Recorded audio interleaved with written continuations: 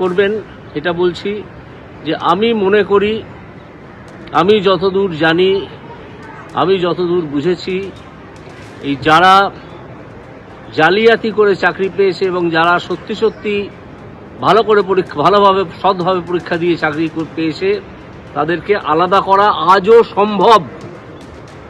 আমি কাউকে দোষারোপের প্রশ্নে যাব না, আজকে যাবার সময় নয়। এই যে ছেলেগুলোর ভাগ্যে বিপর্যয় নেমে এসেছে, এখান থেকে ওদেরকে উদ্ধার করতেই হবে। আমরা ওদের চেয়ে বয়সে অনেক বড়। আমি বলবো একটা কমিটি গঠন করুন, যার মাথায় চেয়ারম্যান হিসেবে শিক্ষামন্ত্রী থাকতে পারেন, যেখানে অ্যাডভোকেট জেনারেল থাকতে পারেন, যেখানে বিকাশ রঞ্জন ভট্টাচার্য থাকতে পারেন, যেখানে আমি থাকতে পারি, এবং যেখানে যারা মূল মামলাগুলো করেছিলেন সেই সুদীপ্ত দাশগুপ্ত, বিক্রম ব্যানার্জি এবং ফিরদৌস শামীম এরা থাকতে পারেন, এবং স্কুল সার্ভিস কমিশনের চেয়ারম্যান এবং তাদের আইনজীবী থাকতে পারেন।